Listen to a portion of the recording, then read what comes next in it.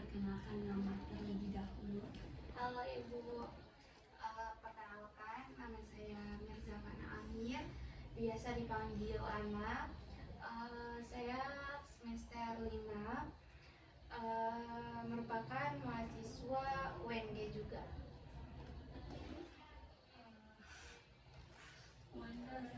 Sebelum melanjutkan ke sesi berikutnya, terlebih dahulu saya akan memperkenalkan nama saya. Kenalkan, saya Zahra. Saya merupakan konselor di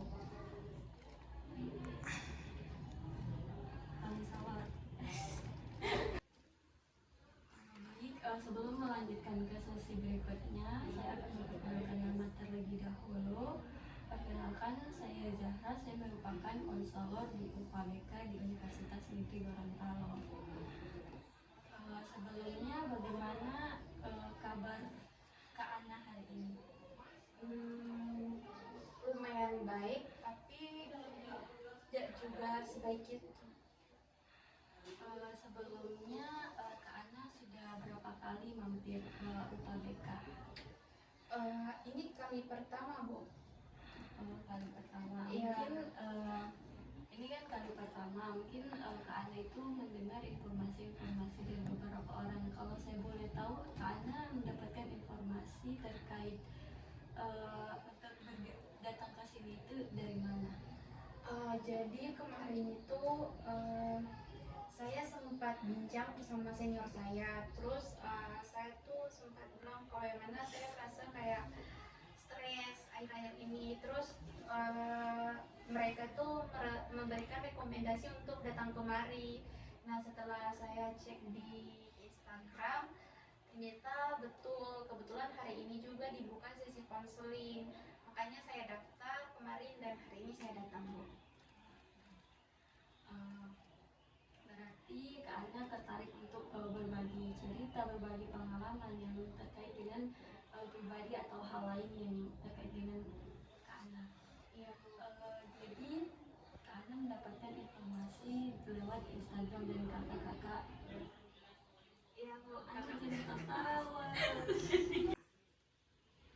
Kakak. Iya, Bu, kebetulan saya dapat info mengenai tempat ini tuh dari mereka, makanya kayaknya nggak salah deh kalau saya mencoba untuk datang kemari. Kebetulan juga kayak saya mungkin lebih membutuhkan masukan serta saran dari orang-orang yang memiliki bidang pada permasalahan saya mungkin, makanya tidak ada salah juga kan, Bu, untuk mencoba kemari. Terima kasih.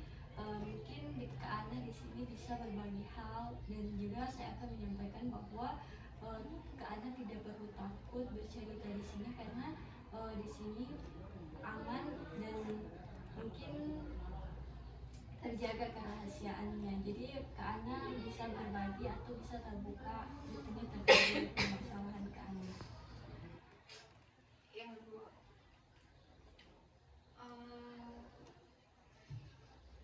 saya sudah bisa bicara kan, Bu? Oke. Jadi saya tuh beberapa hari ini mungkin karena sudah masuki akhir semester juga, makanya banyak sekali beberapa tekanan yang saya dapatkan. Kebetulan beberapa hari kemarin itu sebelumnya itu saya kan memiliki organisasi. Nah, beberapa hari terakhir itu kami sudah melakukan open recruitment. Nah, saya merasa bahwa entah kenapa saya setelah open recruitment itu bukan lebih merasa kayak enjoy karena kan sudah selangkah lagi demis, tapi saya merasa lebih terbebani. Soalnya yang ada beberapa orang kan yang mendaftar. Setelah sesi kegiatan open recruitment itu diinfokan bahwasanya akhir tahun ini harus diadakan musyawarah besar. Nah, kebetulan itu kan bentrok sama semester kan, Kak, kayak UAS, penginputan nilai dan lain sebagainya. Pasti di bulan ini tuh sibuk-sibuknya. Nah di situ tuh saya merasa bahwa saya mulai merasa tertekan. Nah ditambah lagi ada senior yang bilang bahwasanya kayak organisasi ini tuh agak lebih bermasalah gitu kak, karena tidak berjalan dengan apa yang diharapkan. Terus mana teman-teman lain itu lebih banyak kayak partisipasinya di dalam organisasi itu kurang. Terus dari pembina juga selalu minta minggu ketiga bulan ini tuh harus mubes. Jadi saya merasa bahwa tekanan saya itu lebih besarnya itu di organisasi kak. Nah saat saya mau diskusi, teman-teman kan banyaknya itu ya sudah ayo gitu, mereka kebanyakan iya tapi kayak mereka nggak lihat bagaimana kalau semisal kalau kita sudah mubes apa yang bakal mau terjadi dalam situ kan kak. Nah di situ saya merasa tekanannya di situ tuh berat. Nah sampai dimana sering kali kalau ada pertemuan dengan senior-senior itu saya sering kayak nggak hadir karena saya tuh takut dituntut ini bagaimana progres ini, bagaimana dengan ini, bagaimana dengan itu. Terus kalau saya hadir saya merasa bahwa kehadiran saya di situ tuh cuma jadi bahan mereka untuk menyudutkan saya kak. Sebelumnya tekanan dalam organisasi ini berpengaruh di kehidupan pribadi Kak Ana atau di akademik? Sejauh ini saya merasa berpengaruh di kehidupan pribadi saya sama akademik saya, dimana kalau di kehidupan kepribadian saya itu sering kali mudah marah terhadap teman-teman sekitar saya, terutama sama sepupu saya yang saat ini tinggal sama saya, karena emosi saya itu nggak bisa saya lampiaskan kepada senior kan sama yang di organisasi itu. Jadi saya lampiaskan tuh kepada mereka, kayak mereka mau tanya ini, nada bicara saya langsung tinggi. Saya menjadi sangat sensitif lah kak. Sedangkan kalau untuk akademik biasanya itu kan ada tugas tertentu. Nah karena saya sudah merasa capek terus stres sama mereka sama organisasi, tugas-tugas itu terbengkalai. Nah nantinya saat sudah momen mepet waktu untuk dikumpul, saya tuh jadi sibuk sendiri kak.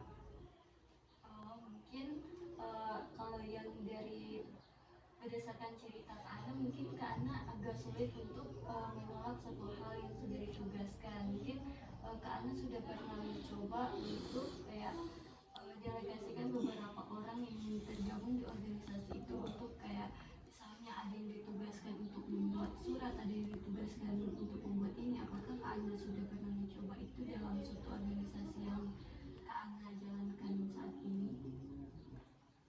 Sudah kak. Terus mereka tuh kayak kita ada event.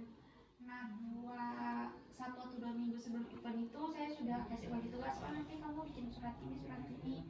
Nah mereka itu bikinnya itu nanti sudah mepet event, sedangkan kan surat-surat yang dibuat itu belum lagi yang direvisi, belum ada yang salah, belum lagi ada nantinya pas sudah dimasukkan ditolak karena ada kesalahan. Nah karena sudah beberapa kali begitu, jadi ada beberapa hal yang harusnya dikerjakan oleh anggota saya kerjakan kak, karena takut nantinya saat sudah hari H semua itu jadi blunder kak. Jadi makanya saya kayak merasa capek sendiri gitu. Mungkin dari cerita tadi, mungkin dari Kak Ana apakah sudah pernah berbagi hal ini kepada orang-orang yang terdekat seperti senior-senior atau pembina organisasi tersebut atau dari teman-teman organisasi? Untuk pembina sudah ada kak, pernah bicara juga, tapi pembina itu lebih kayak memberikan semangat. Terus saya merasa bahwa respon yang diberikan itu bukan yang seperti yang saya inginkan. Pembina tuh lebih kayak gimana ya kak, dia udah yang memang menjawab atau memberikan tanggapan yang masih adanya dan kak, kayak enggak yang seperti di pikiran saya, seperti ekspektasi saya. Tapi saat saya bicara sama beberapa anggota, mereka malah memberikan respon yang memang saya inginkan. Ada yang kayak bilang, ya sudah, kita kan tinggal selangkah lagi untuk demis, kita jalani sama-sama saja. Terus kayak anggap ini sebagai penutup masa jabatan kita. Mereka memberikan motivasi, semangat yang di saat itu saya butuhkan kak. Tapi setelah itu entah kenapa saya merasa bahwa ada yang masih menjanggal di dalam hati saya kak, kayak bisa tidak, kalau saya itu sering berpikir bisa tidak saat ini saja langsung demis biar saya itu langsung terlepas sama semua beban, karena kan mau masuk semester 6, sudah masuk semester akhir, pasti bakal banyak tuntutan-tuntutan lain kan kak. Berarti Kak Ana sudah pernah mencoba untuk komunikasikan hal ini kepada orang terdekat. Kemudian dan apa yang Kak Ana rasakan ketika ada tanggapan-tanggapan dari senior-senior atau teman-teman organisasi tersebut, apakah Kak Ana merasa perasaan Kak Ana itu lebih lega atau apa ada hal lain yang Kak Ana rasakan? Saya merasa lebih lega kak, karena apa yang saya rasakan selama ini tuh saat saya sampaikan kepada mereka, mereka meresponnya itu dengan baik, memberikan dampak positif, memberikan apa kayak dampak positif. Jadi saya merasa bahwa oh ternyata saya tidak sendiri, ternyata selama ini ada yang ingin mendengarkan saya, ada yang ingin membantu saya, cuman mungkin sayanya saja yang kurang terbuka. Nanti kayak sudah memang buntu dengan permasalahan yang ada, baru saya mau cerita, padahal kemarin-kemarin yang masih bisa mungkin permasalahannya masih kecil, kalau saya bicara sama mereka pasti tidak langsung menjadi berat seperti sekarang kak. Tadi juga sebelumnya Kak Ana bilang kalau dampak ini sangat masalah ini sangat berdampak di kehidupan pribadi maupun tekanan akademik. Jadi kalau dari Kak Ana, apakah Kak Ana sudah pernah membuat hal yang akan diprioritaskan terlebih dahulu, entah itu dalam suatu organisasi atau dalam kehidupan pribadi atau dalam suatu tugas akademik? Saya belum pernah coba sih kak. Kalau menurut saya mungkin hal yang permasalahan yang terjadi seperti yang dialami Kak Ana itu mungkin coba Kak Ana mencoba membagi tugas mana yang harus diprioritaskan terlebih dahulu, entah itu yang tugas organisasi, akademik maupun di kehidupan pribadi. Mungkin Kak Ana bisa coba eh, membuat suatu jadwal atau misalnya di 3 jadwal itu di kehidupan pribadi itu mungkin karena yang ingin ke anak prioritaskan terlebih dahulu itu apa, di akademik yang perlu ke anak prioritaskan terlebih dahulu itu apa, begitupun di organisasi apa yang perlu diprioritaskan terlebih dahulu. Sebelumnya ke anak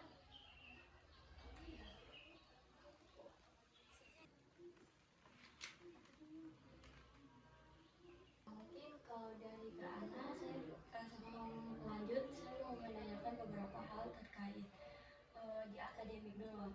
Mungkin dalam akademik itu kan pastinya Kak Ana menghadapi, tadi katanya Kak Ana sudah bisa manajemen waktu baik di akademik, dalam akademik. Berarti mungkin Kak Ana sudah pernah mencoba membuat suatu jadwal untuk prioritaskan tugas yang mana yang harus diselesaikan terlebih dahulu. Nah, yang jadi permasalahan di sini kan tekanan yang ada terjadi dalam organisasi ketika suatu organisasi itu mengadakan suatu event atau mengadakan oprek atau oprek seperti ala seperti yang tadi. Nah, mungkin dalam akademik tadi kan Kak Anda sudah coba membuat jadwal tentang prioritas Ya sudah Kak. Nah, sudah pernah buat. Terus saya merasa kalau di bagian akademik nih Kak, kalau saya membuat jadwal itu, saya sangat merasa terbantu karena segala bentuk tugas atau kegiatan akademik yang saya jadwalkan itu menjadi tepat waktu, baik itu yang memang sudah ada rentan waktunya itu jadi pas gitu Kak, waktunya eh, nggak lewat dari waktu yang sudah ditentukan. Terus saya juga apabila membuat jadwal itu, saya merasa bahwa waktu saya itu tidak terbuang sia-sia dengan kegiatan lain, karena waktu yang ada itu saya maksimalkan mungkin untuk memenuhi kegiatan yang sudah saya jadwalkan itu Kak. Mungkin dari yang akademik itu ketika Kak Ana sudah membuat jadwal yang mana yang perlu diprioritaskan, tugas mana yang perlu diprioritaskan terlebih dahulu, mungkin hal serupa bisa Kak Ana coba di dalam organisasi tersebut, karena kan mungkin untuk manajemen waktu di akademik itu menurut saya Kak Ana sudah lumayan bagus manajemen waktunya, tapi kalau di organisasi itu mungkin ini juga awal-awal Kak Ana untuk bergabung di organisasi, jadi mungkin Kak Ana lebih merasa capek dan Kak Ana belum bisa membagi waktu, dan Kak Ana sulit untuk membagi atau mendelegasikan apa tadi lebih sulit untuk mendelegasikan ke beberapa orang atau beberapa kelompok, di mana tugas yang seharusnya tidak Kak Ana kerjain sendiri, tetapi itu mungkin menurut saya itu hal yang masih sulit bagi Kak Ana. Mungkin kalau dari saya, Kak Ana bisa coba prioritaskan serupa yang di akademik tadi, ketika Kak Ana mendapatkan satu tugas atau mengadakan suatu event dalam organisasi tersebut, karena bisa memprioritaskan mana yang harus dikerjakan terlebih dahulu. Nah, mungkin ketika di dalam mengerjakan akademik itu, apakah ada upaya lain selain jadwal yang diprioritaskan, seperti membuat jadwal yang diprioritaskan? Mungkin dari Kak Ana ada upaya lain untuk mengatasi hal-hal yang membuat tekanan itu terjadi. Mungkin Kak Ana bisa menceritakan sedikit, ada dorongan dari diri Kak Ana ketika Kak Ana menghadapi tekanan itu, apa saja yang membuat Kak Ana senang menghadapi musuhnya dan menganggap suatu tugas itu bukan tekanan. Mungkin yang saya lakukan itu yang pertama, saat membuat jadwal itu saya selalu berpikir bahwa kalau kita mengerjakan tugas itu tepat waktu, kita tuh tidak akan terburu-buru di akhir. Terus kita tuh tidak akan menjadi tiba akal tiba waktu, tiba akal tiba waktu kan. Nah, terus dengan jadwal yang sudah ada, pekerjaan lainnya juga itu tidak akan terbengkalai Kak. Terus saya lebih menjadi menghargai waktu saya. Terus dalam membuat jadwal itu, saya kan sering membuat jadwalnya itu sama teman saya Kak. Nah, saya merasa bahwa kalau jadwal kita kan sama nih, sedangkan teman saya itu satu jadwalnya itu sudah terlaksana, sedangkan saya belum, saya merasa saya bakal tertinggal kalau misal saya tidak mengerjakan dari sekarang. Saya merasa bahwa teman saya juga itu memiliki pengaruh penting terhadap saya dalam menyelesaikan jadwal yang sudah saya buat itu. Kalau misalnya hanya saya sendiri yang mengerjakan, yang membuat jadwal itu, mungkin bisa, tapi saya bakal memberikan toleransi beberapa waktu atau beberapa hari gitu, kayak seterusnya hari ini jadwalnya tuh buat ini, tapi saya merasa kayaknya saya capek, jadi nanti malam atau nanti besok pagi saja saya kerjakan gitu Kak. Belum, lang.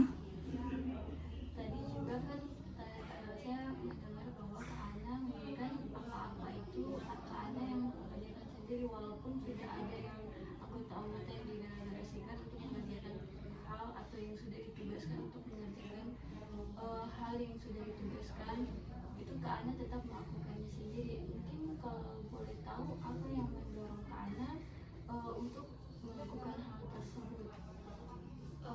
Jadi kan pasti setiap anggota itu memiliki kesibukan lain, apalagi ini kan sembari kuliah. Saya takutnya mereka itu apa yang sudah saya kasih ke mereka, mereka memprioritaskan itu ke sekian, bukan menjadi prioritas utama. Nah, sedangkan surat yang nantinya sudah jadi itu kan belum tentu itu sudah langsung benar, belum tentu itu sudah susunan yang tepat, mana masih minta tanda tangan dan lain sebagainya. Nah, daripada saya menunggu mereka yang belum tahu kapan jadinya, apa lebih saya itu berpikir lebih baik saya yang membuatnya, entah itu mencicil atau bagaimana, Kak.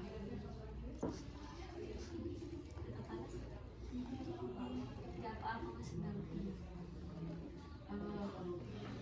Jadi mungkin tadi Kak Ana sudah berbagi dengan saya terkait jadwal prioritas yang sudah Kak Ana buatkan dalam akademik Kak Ana, dan mungkin yang menjadi permasalahan Kak Ana sekarang itu dalam tekanan organisasi kan. Jadi mungkin apa yang sudah Kak Ana jadwalkan di akademik itu Kak Ana bisa coba jadwalkan juga di organisasi. Jadi Kak Ana membuat suatu prioritas dalam organisasi tersebut ya. Misalnya Kak Ana akan mengadakan suatu event, suatu kegiatan lah yang intinya dalam suatu kegiatan yang melibatkan orang-orang yang ada dalam organisasi tersebut. Mungkin Kak Ana bisa coba prioritaskan hal apa yang diperlukan untuk pertama kali. Jadi hal-hal yang sudah Kak Ana coba lakukan di akademik dan itu berhasil, mungkin Kak Ana bisa coba dalam dunia akademik. Apakah Kak Ana sudah pernah mencoba untuk memprioritaskan suatu tugas atau suatu hal yang untuk didahulukan tersebut di dalam organisasi? Untuk di dalam organisasi saya belum pernah mencobanya sih, Kak. Saya mencobanya itu hanya di akademik, Kak. Jadi kalau menurut saya mungkin Kak Ana mencoba hal tersebut apa yang sudah Kak Ana lakukan di akademik itu bisa Kak Ana coba lakukan lagi dalam organisasi. Jadi mungkin kalau dari saya, apakah Kak Ana sudah bisa atau sudah tahu bagaimana cara untuk melakukan hal yang seperti apa yang sudah saya katakan tadi? Saya belum terlalu paham, Kak, bagian mana yang nantinya akan saya masukkan ke dalam jadwal yang nantinya akan saya buat. Kan kalau dari akademik sudah jelas kan, Kak. Nah, sedangkan kalau dari organisasi ini juga kan baru, jadi saya masih bingung, Kak, apa-apa saja yang akan saya masukkan ke dalam jadwal nanti.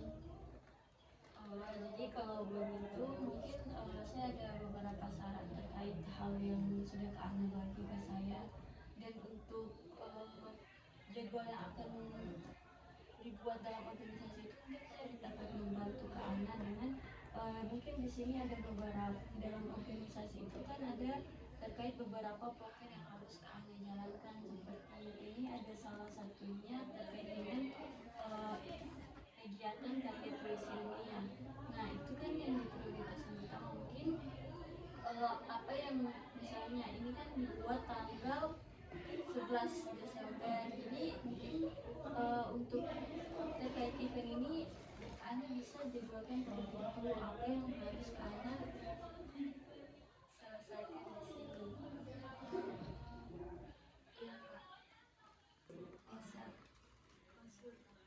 Ay, buat kasih bye-bye batu tuh, Pak.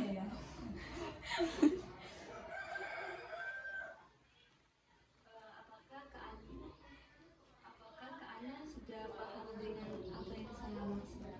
Sudah, Kak.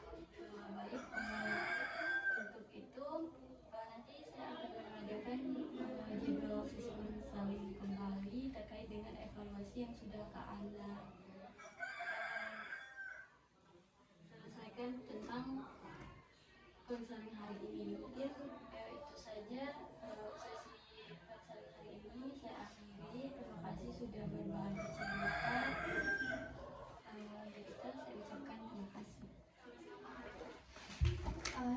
pergi dulu Bu. Ya, sama-sama. Iya, Bapak minta bisa bersama.